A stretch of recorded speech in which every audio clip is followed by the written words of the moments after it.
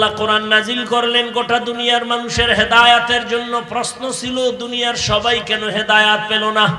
পাইছে? আর এই মাঠের ডিফাই নাই, আবার দুনিয়া বাদ দাও মিয়া। দুনিয়ার মানুষ হেদায়াত পাইল না কেন? প্রশ্ন আছে না নেই? থাকলো প্রশ্ন এখানে। আল্লাহ কোরআন অবতীর্ণ কেন করেছেন তার আর এক জবাব আল্লাহ কোরআনের অন্য আয়াতে দিলেন। ওয়ানুনাজ্জিলু মিনাল কুরআনি মা হুয়া শিফাউন ওয়া রাহমাতুল লিল মুমিনিন।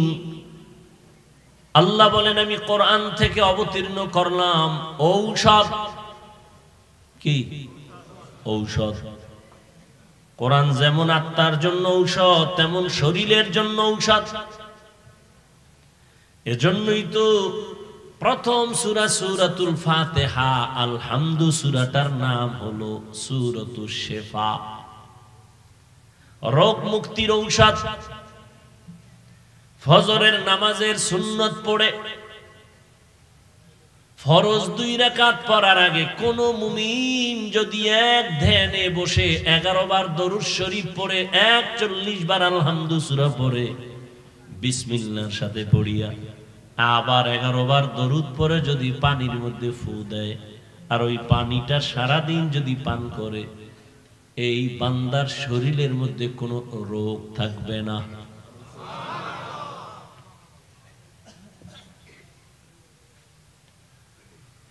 তাহলে আল্লাহ বলেন আমি কোরআন অবতীর্ণ করলাম ঔষধ। ওয়ানুনাজ্জিলু মিনাল কুরআনি মা হুয়া শিফাউন ওয়া রাহমাতুল লিল মুমিনিন। তাহলে বোঝা গেল কোরআন যদি ঔষধ হয়, দুনিয়ার সব মানুষ হলো রোগী। ঔষধ কি ভালো মানুষে খায়? যারা অসুস্থ তাদের জন্য ঔষধ। কোরআন যদি ঔষধ হয়, সারা দুনিয়ার মানুষ রোগী। বলে কেন সারা দুনিয়ার মানুষ কেন রোগী? বলে একমাত্র কারণ এদের ঈমান নাই। কি নাই? ঈমান না থাকার কারণে রোগী। ঔষধ হলো কোরআন। যাদের ঈমান আছে তারাও কি রোগী? বলে হ্যাঁ, তারাও রোগী। কেন? কয় তাদের ঈমান আছে, আমল নাই। এরকম ঈমানদার নাই? আল্লাহ মানে, নবী মানে, কোরআন মানে, হাদিস মানে, কিয়ামত মানে, জান্নাত মানে, জাহান্নাম মানে, নামাজ পড়ে না। আবার একদল নামাজ পড়ে, নামাজের মধ্যে ভেজাল। তাহলে ঈমানওয়ালারা রোগী কেন? তাদের আমল নাই। প্রশ্ন, যাদের আমল আছে তারাও কি রোগী? বলি হ্যাঁ, তারাও রোগী। কেন? বলে আমলের মধ্যে ইখলাস নাই, তাকওয়া নাই। আমল করে মানুষকে দেখাবার জন্য। এই আমলের নাম রিয়া। রিয়া কবিরা গুনাহ। তাহলে আপনার নামাজ যদি মানুষকে দেখানোর জন্য হয় তো কবিরা গুনাহ হলো। এই নামাজ দিয়া জান্নাত পাওয়া যাবে না, গুনাহ মুক্ত হওয়া যাবে না। কোরআন আল্লাহ কেন দিলেন? দুনিয়ার মানুষের ঔষধ। তোমার শরীরের যত রোগ আছে কোরআনের ঔষধ ব্যবহার করো। পৃথিবীর একজন চিকিৎসা বিজ্ঞানীর নাম শিক্ষিত যারা আপনারা সবাই জেনে থাকবেন। পৃথিবীর একজন বিখ্যাত চিকিৎসা বিজ্ঞানী আবু আলী সিনা তার নাম। তিনি একদিন কোথাও যাচ্ছেন, হঠাৎ যাত্রা বিরতি করলেন। কোন এক বাড়ির মধ্যে প্রবেশ করে দেখলেন একজন পাগড়িওয়ালা হুজুর ওখানে বসে আছেন, আর সামনে একজন মানুষ নিচে বিছানায় শুয়ে আছে। হুজুর তেল পানি পড়া দিয়া ওই লোকটাকে ঝাড়ফুঁক দেয়। কে দেখতেছেন? পৃথিবীর চিকিৎসা বিজ্ঞানী যে হাজারো ডাক্তার জন্ম দেয়, হে দেখে পাগড়িওয়ালা হুজুর তেল ভরা পানি ভরা মেসেজ করে আর ফু দেয়। এ দেখে মাথা ঠিক নেই। এত বড় চিকিৎসা বিজ্ঞানী, এই হুজুর আপনি এগুলি কি করেন? হুজুরও আবার একেবারে বাজার দরের হুজুর না, আল্লাহর প্রিয় বান্দা হুজুর, আহলে হক হুজুর। কথা কয় না, কিন্তু কইলে খবর হয়ে যায়। পৃথিবীর চিকিৎসা বিজ্ঞানী বু আলী সিনা বলে, আপনি কি করেন? হুজুর শুনিয়াও শুনে না, কিছুক্ষণ পর বলে, আপনি এমন করেন কেন? কি প্রশ্ন? আপনি এগুলো কি করেন? জার ফুক দেন, এতে কি হবে? হুজুর এমন একটা জবাব দিছেন, ওই চিকিৎসা বিজ্ঞানীর মাথা গরম হয়ে গেছে। হুজুর বলে, তুমি গাধা, বুঝবা না। এত বড় চিকিৎসা বিজ্ঞানীরে গাধা বলার পরে মাথা আরো গরম। ধমক দিয়া কয়, এত বড় দুঃসাহস, আপনার এত খারাপ আচরণ কেন? হুজুর যেই কথা কইয়া আবার জারফুক শুরু, এদিকে আর কান নাই, ও কি কইতেছে। দীর্ঘ টাইম পরে আবার জিজ্ঞেস করলেন, ভাইজান আপনি রাগ করলেন কেন? বলে, রাগ করবো না মানে আমাকে গাধা বললেন কেন? আমি কি আপনার গায়ে হাত দিছি? কয় না, মারছি না, টাচ করছি না। মানে এত গরম, গরম মানে কলিজা সাদা হয়ে গেছে। কেন? কয়, ওই যে আপনি আমাকে গালি দিয়েছেন, আমাকে গালি দিয়েছেন।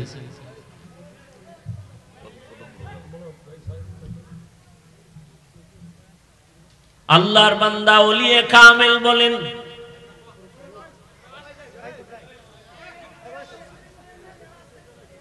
আমার হাত দিয়ে আপনার শরীরটা টাচ করি নাই। সামান্য জবানের একটা কথা যদি আপনার অন্তরকে আগুন জ্বালায় দিতে পারে, তাহলে আমার জবান দিয়ে আল্লাহর কোরআন পড়ে পড়ে যদি অসুস্থ রোগীটার শরীরে ফুক দেই কেন, সেখানে অ্যাকশন হবে না? আউলিয়ারা কারে উকবা ইখতিয়ার, জাহেলারা কারে দুনিয়া ইখতিয়ার। মাইলে মোমেন সোয়ে মোমেন মিশাওয়াত, মাইলে কাফের সোয়ে কাফের মিশাওয়াত। আল্লাহ বলেন, কোরআন আমি অবতীর্ণ করলাম ঔষধ দুনিয়ার সমস্ত রোগীদের জন্য, শারীরিক রোগের জন্য কোরআন মহা ঔষধ। এবার আসেন অন্তরের জন্য কোরআন বড় ঔষধ। আল্লাহর কোরআনের ঔষধ ব্যবহার করো তো আত্মাও শুদ্ধ হয়ে যাবে। আল্লাহ বলেন, ইন্নামাল মুমিনুনা আল্লাযীনা ইযা যুকিরাল্লাহু ওয়াজিলাত কুলুবুহুম ওয়া ইযা তুলিয়াত আলাইহিম আয়াতুহু যাদাতুহুম ঈমানা, যাদাতহুম ঈমানা ওয়া আলা রাব্বিহিম ইয়াতাওয়াক্কালুন।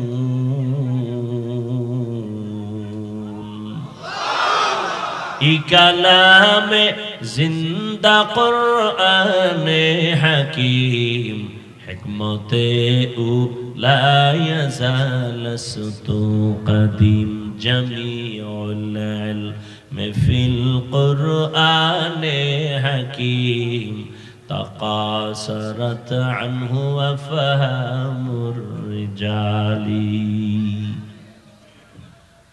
দ্বিতীয় কথা, আল্লাহ কোরআন নাজিল করলেন গোটা দুনিয়ার মানুষের হেদায়াতের জন্য। প্রশ্ন ছিল, দুনিয়ার সবাই কেন হেদায়াত পেল না? ও আল্লাহ, আপনার ওয়াদা কই? আপনি ওয়াদা করেছেন, আপনি কোরআন অবতীর্ণ করলেন দুনিয়ার সব মানুষের হেদায়াতের জন্য, তো দুনিয়ার সবাই কেন হেদায়াত পায় না? তার সংক্ষিপ্ত জবাব,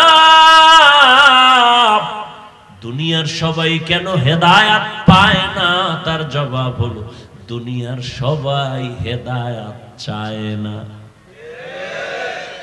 দুনিয়ার সবাই হেদায়াত চায় না।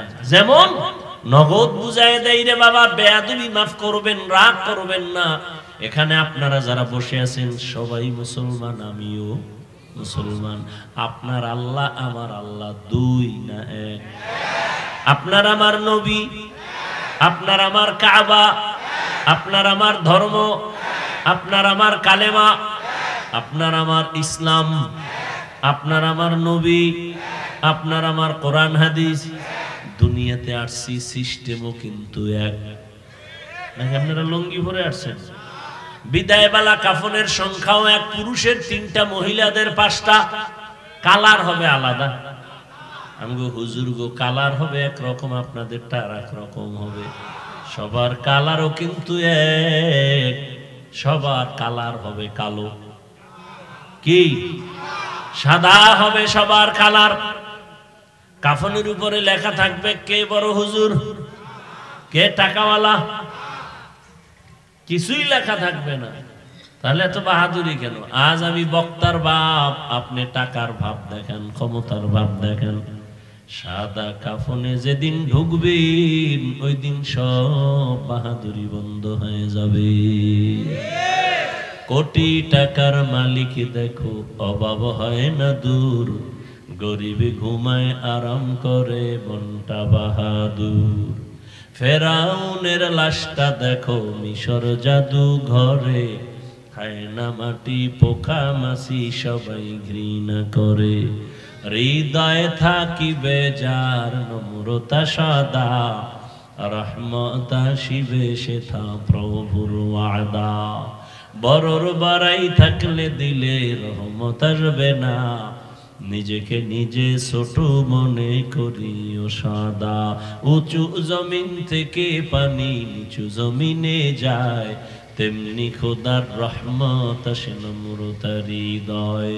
ভোগবিলাসের বাড়ি গাড়ি পরে রবে সব, থাকতে সময় স্মরণ করো আল্লাহ আমার রব। থাকতে সময় স্মরণ করো আল্লাহ আমার রব। আমাদের রবকে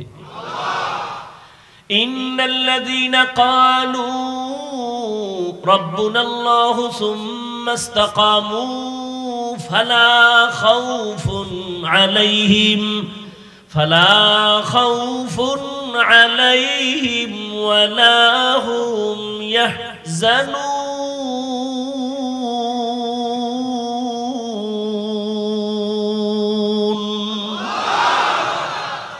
আল্লাহ তাআলা বলেন, যারা আমাকে রব বলে স্বীকার করবা এবং এই রবের কথার উপরে জীবনকে মজবুতের সাথে চালাইবা, তোমাদের দুনিয়ায় কোনো ভয় নাই, পরকালেও চিন্তা নাই।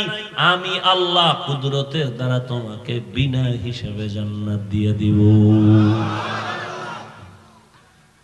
তাহলে আমাদের কাফনের কালারও কি এক, কবরের সাইজও নাকি এলাকার কবর এক হাত বড়? কবরের মধ্যে রাখার পরে প্রশ্ন হবে 3টা, তাও রবের পরিচয় দাও, ধর্মের পরিচয় দাও, রাহমাতুল লিল আলামিনের পরিচয় দাও। এই 3 প্রশ্নের জবাব যে দিতে পারবে তার কবর হবে রওজাতুম মির রিয়াজিল জান্নাহ। আর যারা জবাব দিতে পারবে না তাদের কবর হবে হুফরাতুম মিন হুফারিন নার। আল্লাহ এক, নবী এক, কোরআন এক, কাবা এক, ধর্ম এক, কালেমা এক, কাফন এক, কালার এক, প্রশ্ন এক, কবর এক। তা আপনাকে বয়ান করব কেন? আপনাকে বয়ান কেন করব? আপনি তো আল্লাহ চিনেন, নবী চিনেন, কোরআন বুঝেন, হাদিস বুঝেন, কিয়ামত মানেন, জান্নাত মানেন, জাহান্নাম মানেন। আপনাকে বয়ান করব কেন? মিথ্যা কথা বলা হারাম, গালি দেওয়া হারাম, গীবত করা হারাম, মা বাবার সাথে বেয়াদবি করা হারাম, চুরি করা হারাম, ডাকাতি হারাম, জুলুম করা হারাম, জেনা করা হারাম, মদ পান করা হারাম, জুয়া খেলা হারাম, তাস খেলা হারাম, ক্যারমবোর্ড খেলা হারাম, লুড্ডু খেলা হারাম। আপনি জানেন না? কথা বলেন না কেন? সবই তো আপনারা জানেন, এরপর আপনাকে বয়ান করা লাগবে কেন? বয়ান তো হিন্দুদেরকে করব, কারণ ওরা আল্লাহ চিনে না, নবী চিনে না, কোরআন বুঝে না, হাদিস বুঝে না, পরকাল বুঝে না। খ্রিস্টানদের বয়ান করা প্রয়োজন, কিন্তু কই ওদেরকে বয়ান করব কখন? আপনাদের পেছনে ঘুরতে ঘুরতে ঘুরতে ঘুরতে 12 মাস শেষ। ফজরের পর বয়ান, জোহরের পরে বয়ান, সারা রাত বয়ান। শুধু কি আমি, হাজার হাজার উলামায়ে কেরাম আপনাদের পেছনে সময় ব্যয় করে। দাওয়াত ও তাবলীগওয়ালাদের মেহনত, পীর মাশায়েখের মেহনত, জুমার খতিবের বয়ানের মেহনত, আমাদের বক্তাদের মেহনত চলতেছে। এর পরেও আপনাদের আমলনামা শূন্য। কারণ কি? ওই যে জবাব মনে আসেনি, দুনিয়ার মানুষের জন্য কোরআন হেদায়াত, দুনিয়ার মানুষ কেন পায় না? জবাব হলো দুনিয়ার মানুষ হেদায়াত চায় না। আপনি জানেন মিথ্যা কথা বলা হারাম, এরপর বলতেছেন কেন? আপনি হেদায়াত চান না। আপনি জানেন বেপরদায় চলা হারাম, তারপরও বেপরদায় চলতেছেন কেন? আপনি হেদায়াত চান না। আপনি মুসলমান, আল্লাহ মানেন, নবী মানেন, তারপর আপনি হালাল উপার্জন করেন না, জানিয়া শুনিয়া কেন এই পথে? আপনি তো হেদায়াত চান না। আর আল্লাহ পাকের নিজাম, যে ব্যক্তি হেদায়াত চায় না সে হেদায়াত পায় না। রহমতের নবীর চেহারা এতটাই উজ্জ্বল যে নবীর চেহারার দিকে একবার নজর দিলে 7 দিনের ক্ষুধা থাকে না। কেমন মায়ার নবী যে রাসূলের চেহারার দিকে তাকাইলে ঈমানের সাথে জাহান্নামের আগুন হারাম। সেই নবীজিকে 13 বছর দেখলো, বয়ান শুনলো, তারপরও কালেমা পড়ে নাই। এত বড় নিকৃষ্ট বেঈমান, 13টা বছর দেখলো, বয়ান শুনলো, কালেমা পড়লো না, অথচ ভালোবাসতো অন্তর দিয়া। নবী যখন রাতে বাসায় যাইতেন, এই বেঈমানে গোপনে গিয়া নবীর ঘরের পাশে দাঁড়ায় দাঁড়ায় নবীর তেলাওয়াত শুনতো। ওর কওমের লোকেরা বলে, আবু জাহিল্লা মুহাম্মদের এত গালি দাও, আবার রাতের বেলা গোপনে কেন তেলাওয়াত শুনো? বলে, যত গালি দেই মুহাম্মদের মতো একজন আমানতদার, এমন কণ্ঠওয়ালা নাই যার তেলাওয়াতে কলিজা ঠান্ডা হয়ে যায়। কিন্তু কালেমা কি পড়ে নাই, হেদায়েত নবীরে দেখেও পায় নাই। কেন? হেদায়েত চায় নাই। অন্যদিকে 27 বছরের এক যুবক, কয় বছর? 27 বছরের যুবক তরবারি নিয়ে দৌড়ায়, আমার নবীকে জবাই করবে। রহমতের নবীকে জবাই করার জন্য 27 বছরের যুবক দৌড়াচ্ছে। সামনে যাইয়া নবীর চেহারাটা দেখা তরবারি ফারায় বলে, ও রহমতের নবী, বেয়াদবি মাফ করেন, কালেমাওয়ালা মুসলমান বানায় দেন। নবীজির জবাই করনেওয়ালা হেদায়েত পাইছেনি? কেন পাইছে? জিন্দেগি মে বন্দেগি তু করনা হে, जिंदगी में बंदगी तू करना है, जिंदगी बे बंदगी शर्मिंदा है, जिंदगी बे बंदगी शर्मिंदा है। यहाँ हम सब मुसाफिर दिल ना लगा, अहले दिल की नजर से रूह करता जा, शाह दौलत सब फकीर गर नेक ने है, शाह दौलत सब फकीर गर नेक ने है, जिंदगी में बंदगी तो कौन न है, जिंदगी बे बंदगी शर्मिंदा है, जिंदगी बे बंदगी शर्मिंदा है। ভাইরা আমার, এবার আসেন সেই প্রথম আয়াত, হুদাল্লিল মুত্তাকিন। আল্লাহ কোরআন কেন অবতীর্ণ করেছেন? মুত্তাকিনদের হেদায়েতের জন্য। প্রশ্ন, হে মালিক, যারা মুত্তাকি তারা তো তাকওয়ার কারণে গুনাহ করে না, তারা তো হেদায়েতের উপরেই আছে, আবার কিসের হেদায়েত করবে? এর দুই জবাব। প্রথম জবাব হলো, আল্লাহর ভয় নিয়ে যারা গুনাহ মুক্ত হইয়া চলবে, এক নাম্বার জবাব হলো আল্লাহ তাদের কোরআন দ্বারা হেদায়াত করার মানি তাদেরকে আল্লাহ ইস্তেকামতের মাকাম দান করবেন। ইস্তেকামতের উপরে থাকা বড় হেদায়াত, মানে লাগাতার একটা আমলে চালু থাকা, এটা বড় দামি এক সম্পদ। আল ইস্তেকামাতু খায়রুম মিন আলফি কারামা। একজন আল্লাহর প্রিয় ওলি, যাতে কোনো সন্দেহ নাই, এমন ওলিদের 1000 কারামত থেকে ইস্তেকামতের মূল্য অনেক বেশি। ইন্নাল্লাহু সুম্মা ইসতাকামু, খালি আল্লাহকে রব বলে মানে এতটুকু জানে না, বরং রবের হুকুম মতো জীবনটাকেই পরিচালনা করেছে। আপনার কাছে কেমন যেন বিষের মতো লাগে, কেমনে কেমনে আল্লাহর হুকুম মতো চলা যায়। এটাই তো বুঝাইতে চাইলাম। আপনারাও মুসলমান, আমিও মুসলমান, আপনার আমার আল্লাহ এক, নবী এক, কোরআন এক, কাবা এক, ধর্ম এক, কালেমা এক। অথচ আমি টুপি না দিলে লজ্জা পাই, আপনি টুপি মাথায় দিতে লজ্জা পান। কত ভিআইপি মুসলমান আপনি। আমি দাড়ি কাটতে লজ্জা পাই, আপনি রাখতে লজ্জা পান। আমি মসজিদে না ঢুকলে লজ্জা লাগে, আপনি ঢুকতে লজ্জা লাগে। আমি পর্দা না করলে লজ্জা লাগে, আপনার পর্দা করতে গেলে লজ্জা লাগে। আমি হালাল না খাইলে লজ্জা পাই, আপনি আর হালাল খাইতে গেলে লজ্জা পান। বিষয়টা কি? এর একমাত্র কারণ আপনার হেদায়েতের আলো এখন অন্তরে আসে নাই। যারা মুত্তাকিন, এদের জন্যই তো কোরআন হেদায়াত, তার মানে হলো ইস্তেকামতের মাকাম দান করবেন। অনেক ভালো ভালো মানুষ দিনের পথে আসে, আবার লাইনা উলায়। কিছু কিছু মুসলমান আছে মাদ্রাসায় পড়ছে, হাফেজ হইছে, এখন লাইনা উলাইয়া দুনিয়াদার হয়ে গেছে। চালাকিটা কি করে? সারা বছর দাড়ি রাখে না,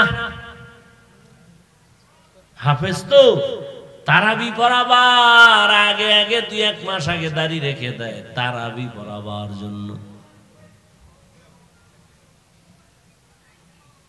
তো আল্লাহর ভয় অন্তরে নাই, ইস্তেকামত নাই। একজনে নামাজ পড়ে খুব লাগাতার নামাজ, হট করে নাই, মসজিদে নাই। এটা ইস্তেকামতের মাকাম থাকলে বান্দা জীবন যাবে, লাগাতার কোন আমল চালু করলে আর ছাড়বে না। قال رسول الله صلى الله عليه وآله وسلم أحب الأعمال إلى الله أدومها وإن قل। রহমতের নবী বলেন, আল্লাহর কাছে ওই আমলটা বেশি প্রিয় যেটা সব সময় করে, যদিও আমলটা ছোট। মুত্তাকিনদের জন্য কোরআন হেদায়াতের দ্বিতীয় অর্থ হলো, মুত্তাকিনরা তো হেদায়াতের উপরে আছে, পয়রা যেন না যায়। আমি ইস্তেকামতের মাকাম দিব, আর পরকাল জীবনে আমি আল্লাহ নিরাপদে তাকে বিনা হিসাবে জান্নাতে নিয়ে দিব। আতিনা ফি দারে দুনিয়া না হাসান, আতিনা ফি দারে উকবা না হাসান, ইয়া গিয়াসাল মুস্তাগীসিন ইহদিনা লিফতিখারা বিল উলুমে ওয়াল গিনা। হর গরি দে নেকো তু তৈয়ার হে, जो न मांगे उससे तू बेजारो है। ও আমার কলিজার যুবক বাবারা, ও বৃদ্ধ বাবাজি, পর্দার আড়ালের মা বোনেরা,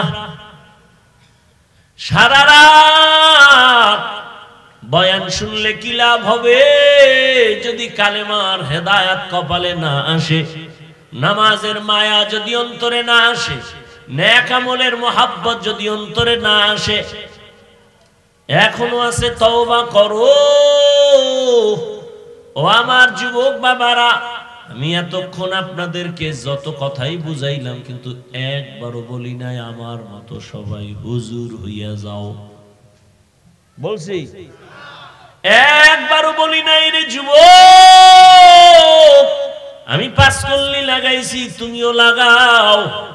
একবারও বলি নাই মোনাজাত পর্যন্ত থাকো, ভয় নাই, একবারও বলবো না যে তুই টুপি দে।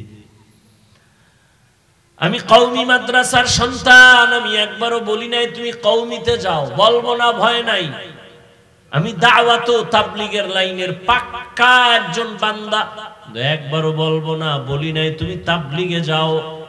আমি তাজা পীরের মুরিদ, শুধু মুরিদ না, যারা পীর মুরিদি মানে না, আমি সারা বাংলাদেশে কসম খাইয়া তাদেরকে এতটা ভণ্ড বলি, কঠিন ভাবে বলি, এরা এতটাই ভণ্ড।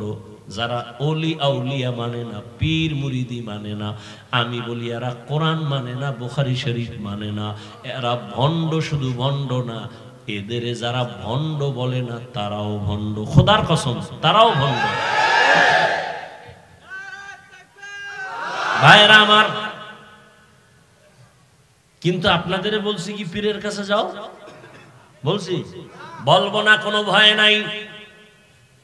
মাদ্রাসায় পড়ো, বলবো না, ভয় নাই। তো কি বলবো, কি বলবো এবার শুনো ও যুবক।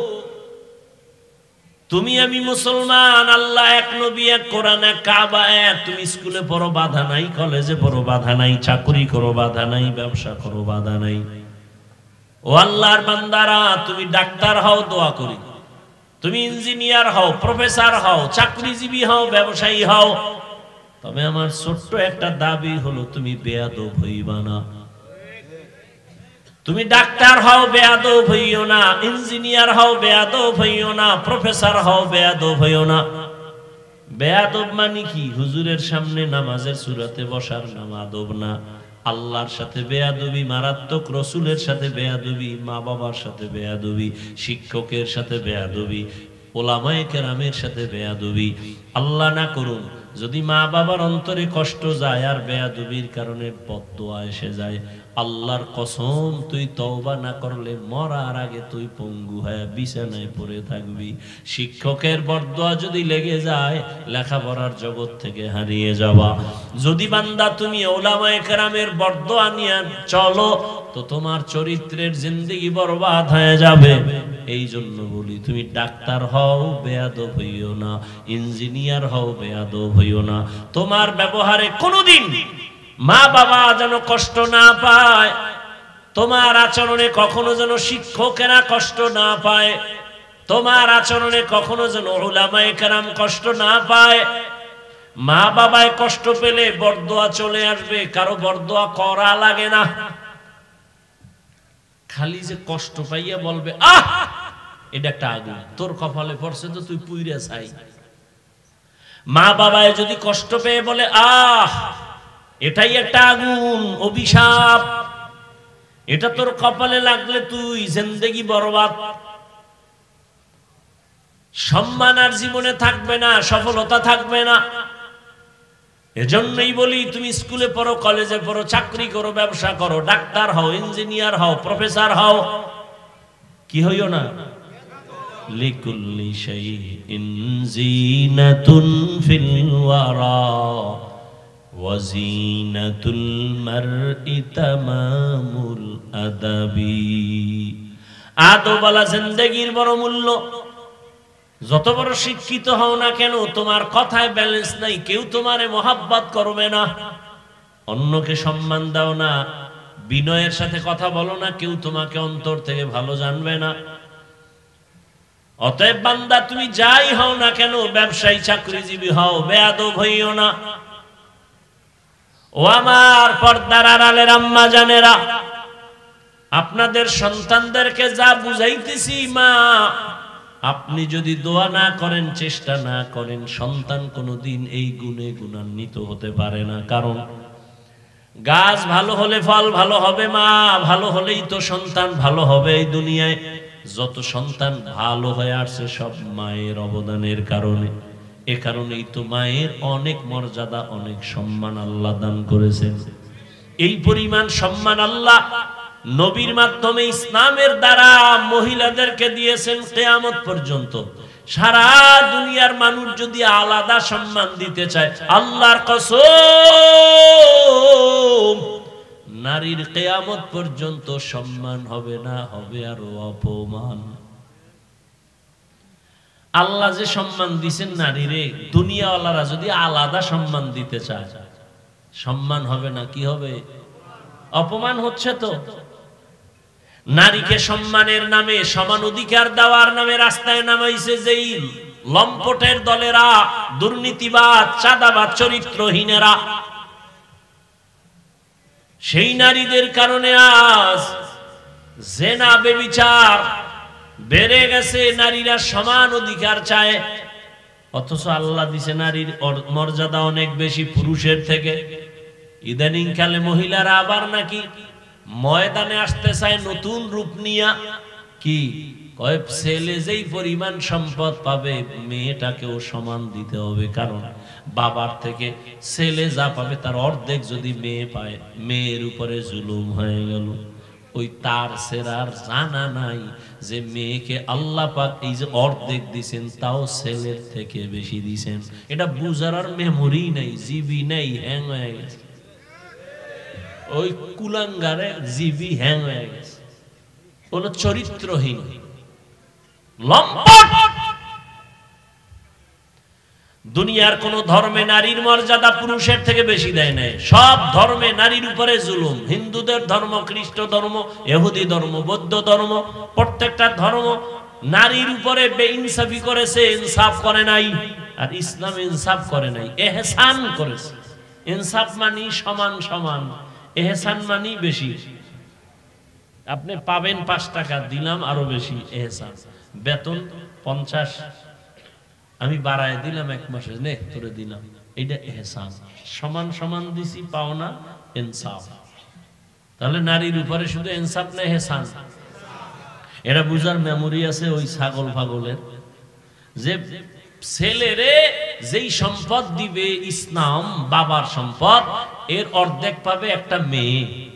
আল্লাহর আদালতে এই মেয়ের অর্ধেক সম্পদ ছেলের ফুল সম্পদের থেকেও বেশি। এই দিকে আমি এখন আর যাব না। হেদায়েত কপালে না থাকলে আমি কি? রসুলের বয়ানে কালেমা পড়ে না আবু জাহিল, আমি কি? বয়ান হেদায়েতের চাবি না, কোন বক্তা হেদায়েতের মালিক না। টোটাল হেদায়েতের মালিক কে? নবীজিও না। নবী হেদায়েতের মালিক হইলে আবু জাহিল কালেমা পড়লো না কেন?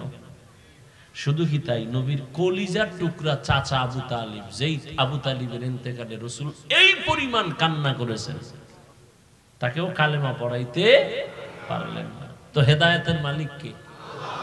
নবী অনেক চেষ্টা করছে, তখনই আয়াত আসছে, ইন্নাকা লা তাহদি মান আহবাবতা ওয়ালাকিন্নাল্লাহা ইয়াহদি মান ইয়াশা। হে রাসূল, আপনি যাকে মহব্বত করবেন তাকে হেদায়েতের মালা পরাতে পারবেন না। আপনি চাইলে হবে না, আমি আল্লাহ চাইলে হবে।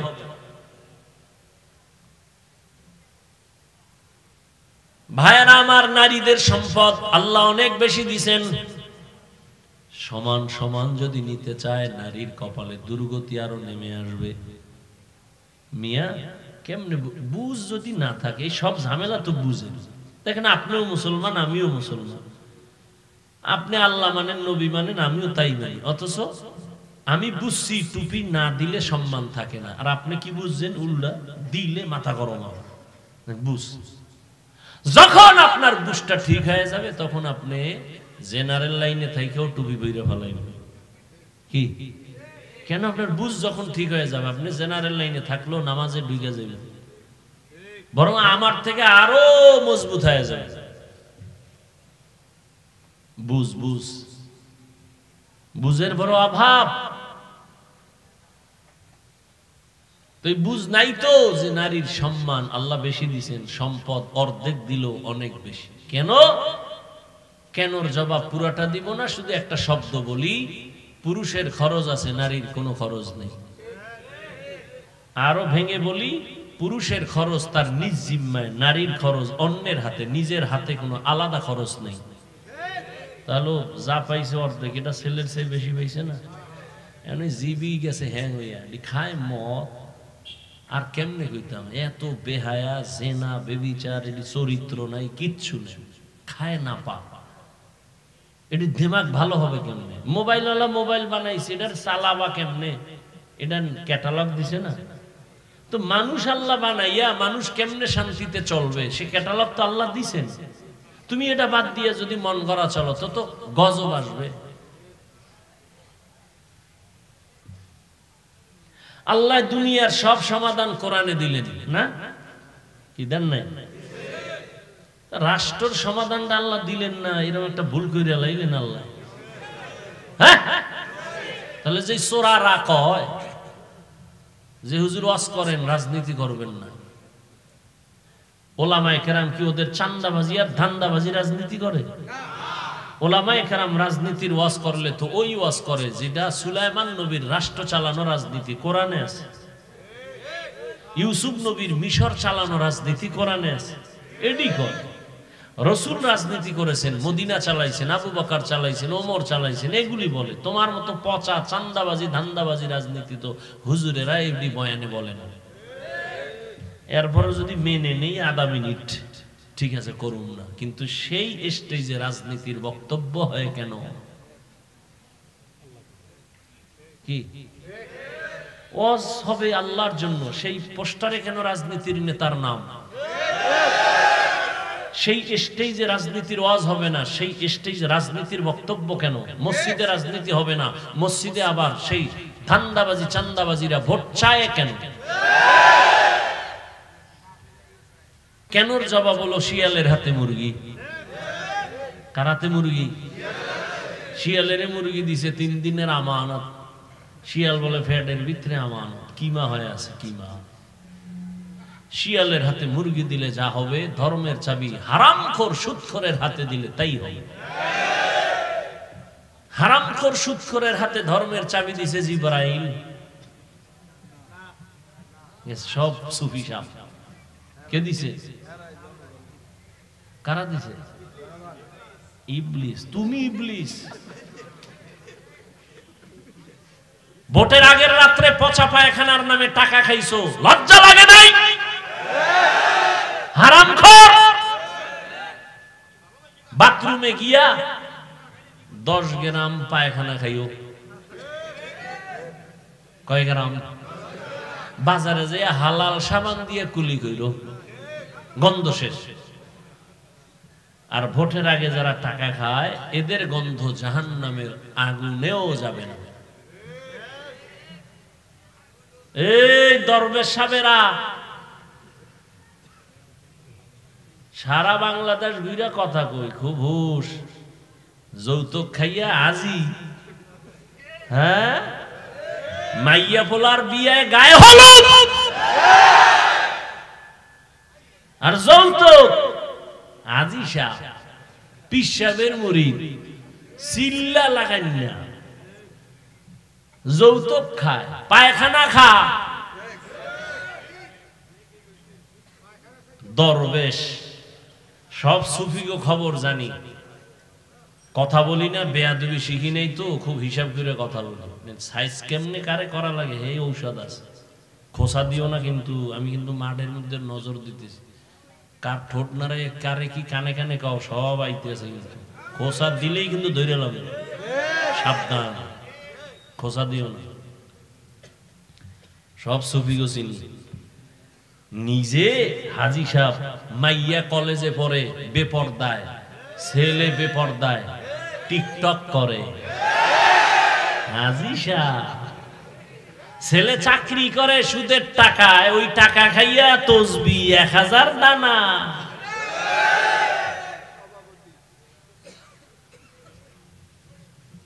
খোসা দিও না, শেষের দিকে আই বলছি, খবরদার। আল্লাহ সবাইকে মাফ করেন।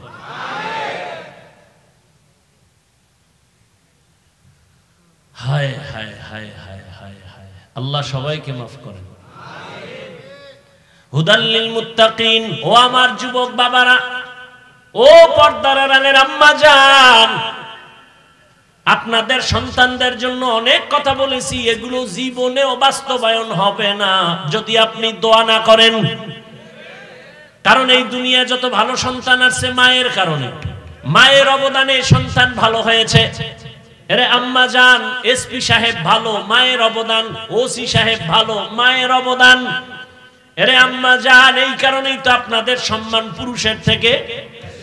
আপনারা নবীদের মায়ের মতো মা, সাহাবায়ে কেরামদের মায়ের মতো দামি মা, খাদিজা রাদিয়াল্লাহু আনহার মতো দামি নারী, ফাতেমা রাদিয়াল্লাহু আনহার মতো নারী।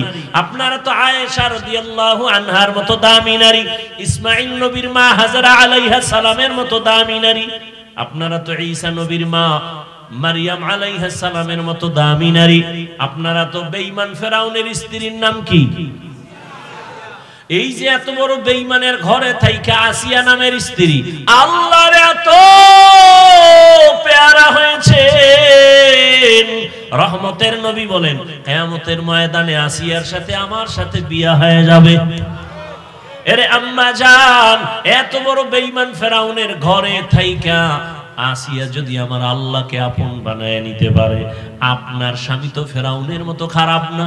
আপনি কি পারেন না আপনার স্বামীর জন্য নামাজ পড়ে দোয়া করবেন, স্বামীর মাল হেফাজত করবেন, স্বামীকে ঘরে আসলে বুঝাবেন নামাজের জন্য, নিজেও নামাজ পড়ে দোয়া করবেন, আল্লাহ আমার স্বামীর কামাই রুজিতে বরকত দাও, অল্প কামাইয়ের মধ্যে বরকত বেড়ে যাবে।